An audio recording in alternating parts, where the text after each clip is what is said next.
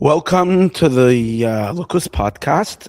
This is class number 7 in the discourse by Moshe, Roshei, Hamatos, which is the 10th discourse in the overall book, B'Shashek Dimu 5672. And this is going to be class number 3 in chapter 38. Class number 3 in chapter 38.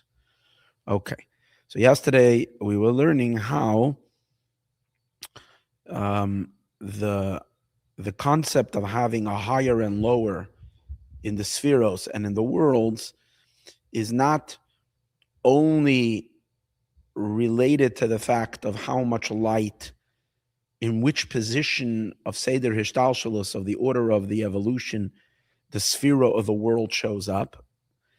And in other words, that's not the cause for the higher and lower. We understand that something showing up later down the pipeline, because the pipeline is one that in which it's called kav hamida. It's a measuring beam, so it self-regulates and it diminishes itself and dims itself as it continues farther. So it would only make sense that whatever evolves at a later point is going to receive later less light. And then we would determine that the later that it's almost like, standing on a line and someone is giving out punch or lemonade. And as the line is progressing, the lemonade that is being given is a little less because, the guy is looking ahead and seeing that he's got less lemonade in his thing. So he's giving less. There's no reason other than coming late that positions you in the back of the line to get less lemonade or to get there. The only reason is that you came late. There's nothing to do with your DNA and nothing to do with your qualifications. And that would kind of be the explanation over here, the way we were understanding it till now, that the entire preference of Chachma over Tiferes and Tiferes over Yesod and Yesod over Malchut, and that this is considered an earlier sphera and this is considered a later attribute, is just the fact that this comes in, that this pipes up later. It's set that God, for whatever reason, decided that this should evolve. Each one should come after the other, and which is not always the case, because in the original formation of the 10 spheros, they're all equally produced. The Asespheros Agnusais don't emerge in the Or Ein Sof before the Tzimtzum through a evolution process. They're all just there in one shot. So that would be seeming to be implying that the higher and the lower is only due to the fact of more light and less light, and more light and less light is due to the fact of the position of what's first and what's later. Now he's going to or what we learned in last class, and now he's going to start illustrating it, is that that's not the case. That there is an essential quality to Chachma, to whatever is first in Seder Hishtalshalos. The reason it shows up first online is purposefully. It's not random. It's not just because it arrived first. It's because it's essentially of a higher quality, and that's why it needs to be upfront, and that's the reason it receives more light, because it's essentially of a higher quality. Chachma is essentially an experience that is higher in quality than Bina. And for that reason, Chachma is first and Bina comes second. And for that reason, Chachma receives more light than Bina receives less light. So that's the idea that he's beginning to explain. And now in this particular part where we're holding right now, he's going to show that is, first he's going to show it to us in worlds, that the higher worlds are essentially different than the lower worlds. Okay. So this is where we're holding. Ukamai. Just like in the worlds in general, we find whatever type of worlds we talk about before Atzilus, like the Alter Rebbe brings in Tanya, that there is 10,000 worlds or something like that sitting on the Galgalta, on the skull of Erech Anpin. So the Erech Anpin is Keser. So there are universes there, whatever that means. There are olamos that are above Atzilus. So those worlds that are before Atzilus are essentially of a much higher quality than the world of Atzilus. Obviously, there is infinitely greater manifestation of light in those worlds, but it's not just because they receive much more light. It's because they're of a complete different quality than Atzilus. They're above Atzilus. They're above Atzilus in essential quality. In what sense are they above Atzilus? This is because they are essentially, in their essential level, above, higher than Atzilus. And what? How? So he explains. And that is because above the world of emanation, the world of Atzilus, Meir Atzmus Hakav, it shines the essence of the beam. Okay, so let's take us back a little bit. We spoke of the idea that the infinite light was present and shining, and we spoke of the idea that the infinite light was present and shining and very, very much illuminating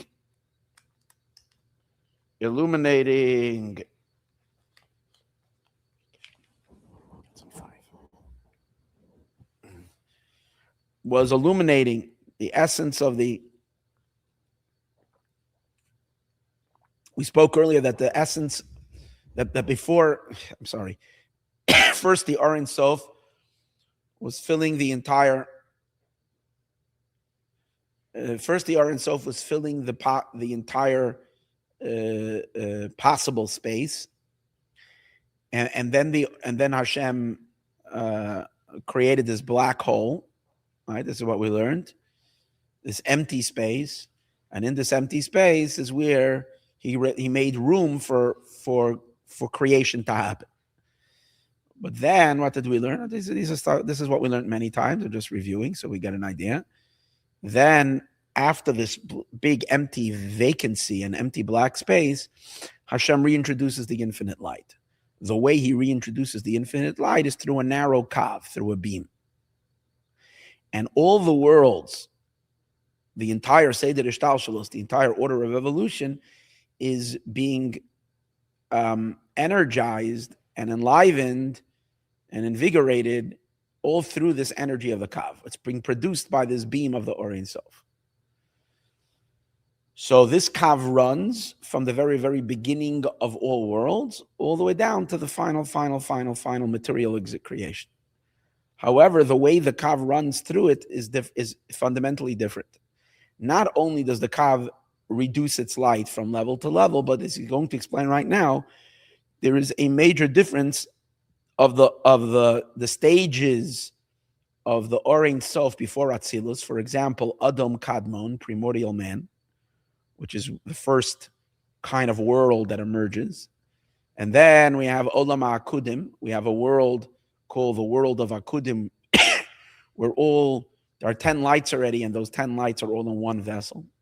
Then we have Olam HaNikudim, the world of Nikudim, which is a world of 10 vessels already, 10 lights, 10 vessels, but the vessels are not developed into configurations, and they are very, very poignant, potent lights, and the vessels are too small for those lights, and that's where the famous idea of Shviras HaKelim, shattering of the vessels, Olam HaTohu, takes place in that very primordial state.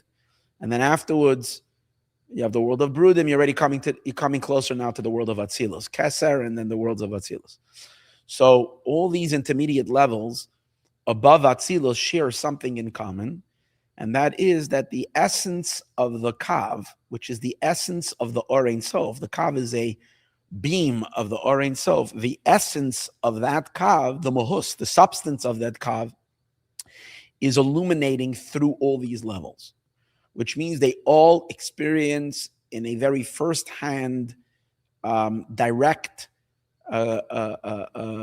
interaction with the Or Ein Sof. They feel the Or Ein Sof. And that's why, obviously, it's not much of a world. It's just pure Ein Sof. In some level, there is subtleties of spheros and entities, but they're so sucked up in the Or Ein Sof. Because when you're feeling the substance of the Or Ein Sof, there cannot be any definitions, and there's nothing. It's pure. That's why there's no revelation of spheros. First revelation of spheros happens in Atzilus, because it has to be able to emerge something. And in the Ein Sof, where the substance of the Ein Sof is felt, it's only him. The Einod Movado on the levels above Atzilus is so strong that you can't see it. You can't see a sphera. You can't see an attribute. And notwithstanding the fact that you have an Adam Kadmon, and notwithstanding the fact that you have Nekudim and Brudim, but it's there but not there, because there's Orein Sof still shining of the substance of the Kav. What happens once the world of Atzilus emerges is there's a huge transition that takes place.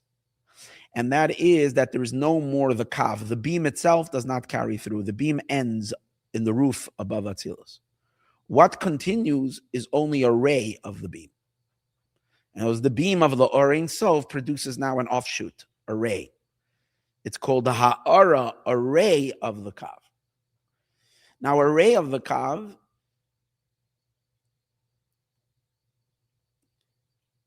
is a very weak carrying over of the Kav itself.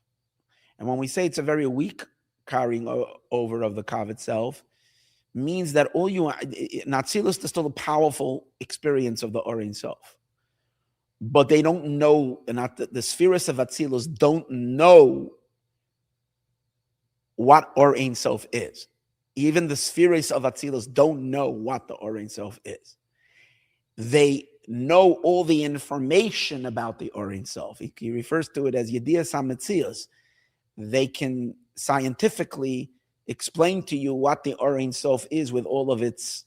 They know the about it. They read the about page of the Orein Sof, but they don't experience the substance of the Orein Sof. Or we might say that the difference always of a ray of something and the substance of something is the ray of something is that you're having a limited relative experience of something. You're experiencing it from a relative lens, as opposed to the substance of it means you're experiencing it as it is. It's very different to experience something as it is or the way you perceive it to be. In the world, in the realm of Atzilus, the Orein Sof is already narrowed down to a perception of what the Orein Sof is, but not the substance of the Orein Sof. In the sphere above the world of Atzilus, they are privy to the Orein Sof itself. And that's not a difference just of more light and less light, more or less. That's a fundamental qualitative difference. It's a whole different, it's like the difference of the sun itself or the rays of the sun. The rays of the sun are but rays of the sun. They're not the sun itself, whatever the sun is. So a beam of the Orein Sof is a beam of Orein Sof. A ray of the beam of the Orein Sof is already, is he calls it, it's just the experience of the mitzius of it, but not the mohus, not the substance of it.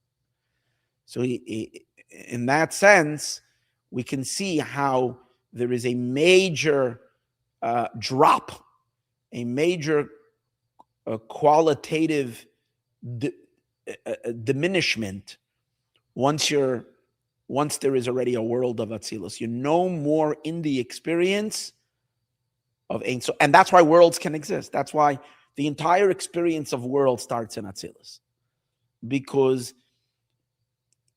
if we would open our eyes, if the Orein Sof reveals itself, in a split second, we cannot even begin to entertain our own existence. And even the spheres of Atzilus, to be sphirot and to have certain definitions, when they are looking eye to eye into the Orein Sof, it would be impossible. That's the chiddush of the days of Mashiach, that the Orein Sof is going to be revealed and we're going to remain intact. That's what's so crazy about it. But we can now understand the essential difference between above Atzilus and Atzilus. Let's read it inside. above Atzilus Meir, it shines Atzmus Akav, the essence of the Kav. Uba Atzilus, and in the world of Atzilus, Eineraka Oras Akav Levad. And in Atzilus, it's only a ray of the Kav. Shezau Ilui Gadol Ma'oid. This is a very great elevation for whatever is above Atzilus. Be'etzem Muhusa or Shalamai Lama Atzilus.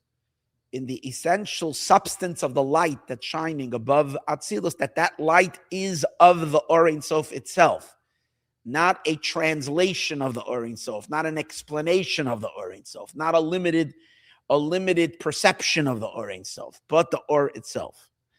Hu Mahus va'atzmas Or, because above Atzilus is the substance and the essence of the light. Uba Atzilus, and in the world of emanation, in the world of Atzilus, it's the Or Ein Sof is revealed in Atzilus, but only a revelation of its existence, not the revelation of the substance of the Or Ein Sof. This is always when we say something is a ha'ara, is a ray. That's the meaning when we use the term that it's a ray of something, means it's already outside of it.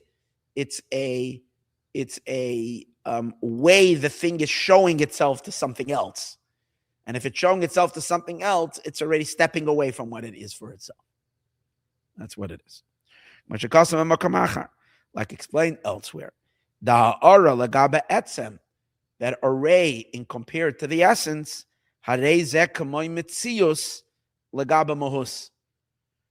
that the concept of having a ray versus the essence of it, in this case, the ray of the beam versus the essence of the beam, is like the difference that we speak about of mitzios of something, meaning the existence of something versus the substance of something. The existence of something means knowing everything about it scientifically, being able, like a blind person can scientifically rattle off to you the exact science of what colors are all about.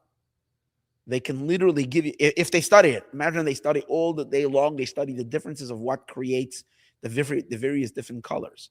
And they can know it like they can be a professor in the highest professor on colors. And yet, if they're blind, they've never experienced the color and the substance of the color because they don't have vision. Although they can give you all the explanations and all the data regarding what is the difference between this color and ultraviolet, this, that, I don't know, whatever you'll say about it. V'gam, so that's the way it is. That's a ha'ara, that's a ray. V'gam ha'or, and now he says he wants to say, and that's a general rule. Even when it comes to the or, let's talk high. See, here we were discussing the essence of the beam versus the ray of the beam. But what we have to realize is that the beam itself is only a beam. Because the beam itself is only a light from the Or Ein Sof that's before the Tzimtzum. And the Or Ein Sof that's before the Tzimtzum is also not the essence of God. It's a ha'ara, it's a ray. So the Or to begin with is already stepping away from the essence, from Atzmos itself. But at least it's Or Ein Sof. It's not the essence of the Ein Sof. It's the illumination of the Ein Sof. It's the Metzius. It's the existence of the Ein Sof, not the substance of the Ein Sof. But it's the existence of the Ein Sof. And now, when that muhus, when that substance of that existence of the Ein Sof, which we call Or Ein Sof, reveals itself in the Kav, it is the substance of the being of Or Ein Sof. But once you're getting into Atzilus, you've already lost the substance of the Or Ein Sof. There's no more substance of Or Ein Sof felt. There's only the about it of the Ein Sof, which the spheres of Atzilus know very well. They know it so well that they can't separate from it and know that they are just emanations of this Or. But that's already without knowing the substance of the Or Ein Sof. V'gama Or shu b'bchenas giluya etzem. Excuse me.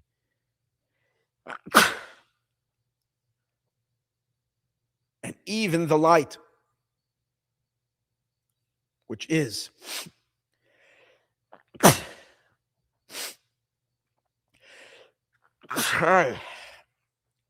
very high in the second between the actual sneeze, and at those seconds you're touching the essence of essence. Must be, because then you blank out completely.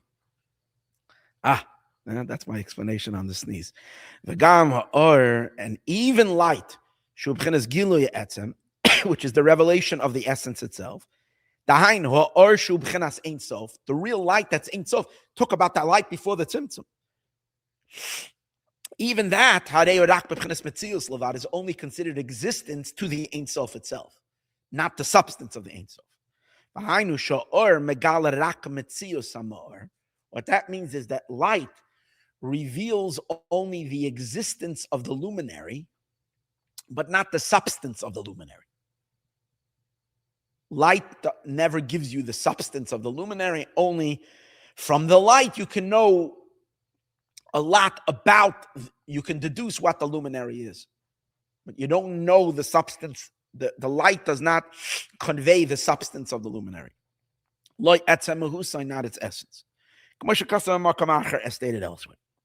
The imkain comes out, Atzilus, which is only the ray of the beam. It's considered only the existence of the kav, of the or ein sof. In comparison to the essence of the light that's above Atzilus, where in those worlds above Atzilus, they are privy to the revelation of the substance of what or ein sof means.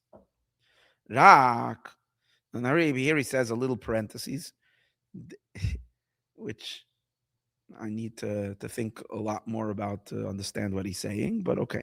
Rak sheba Atzilus, what you do have in Atzilus, meir mohus haziv.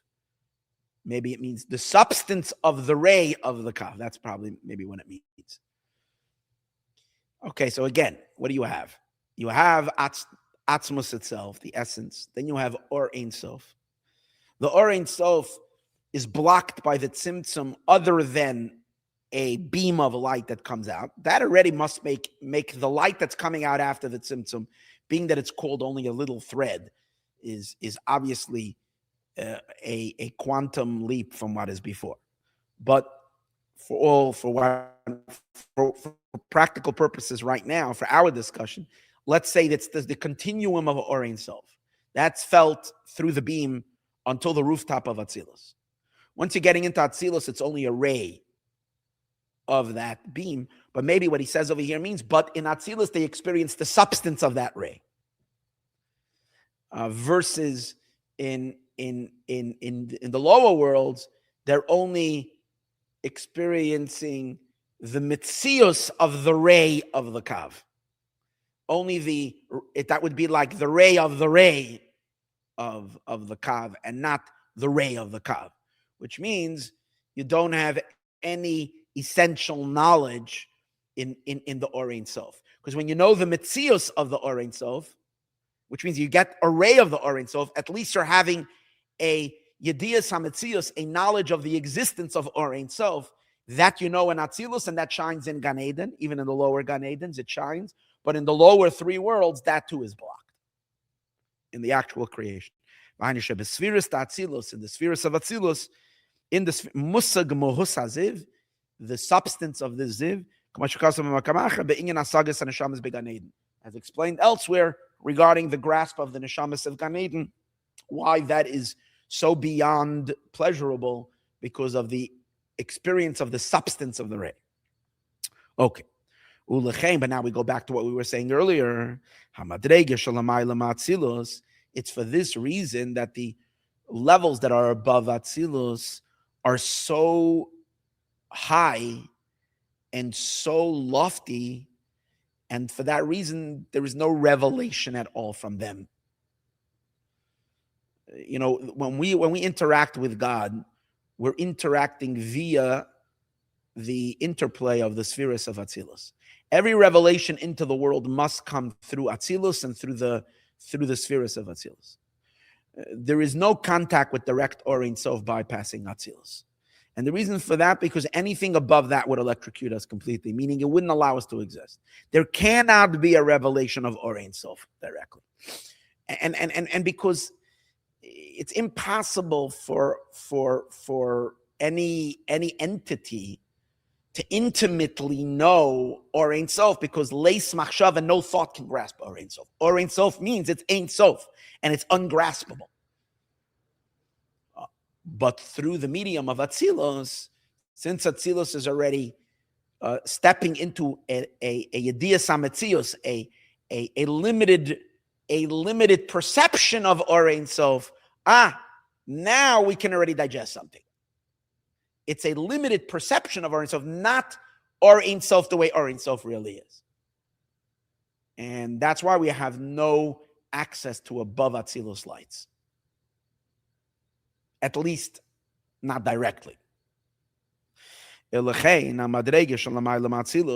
for that reason the levels that are above Atzilus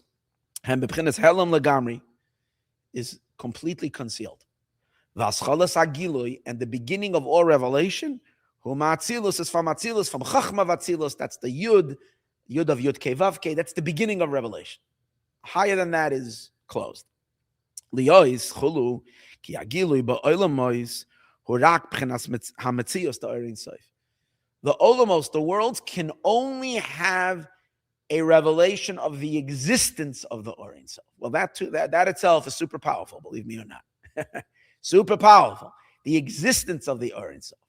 But not in the... And since Atzilus, what Atzilus is processing and experiencing is the existence of the Or Ein Sof, so we could get a little glimmer of a revelation of Atzilus, but not beyond that.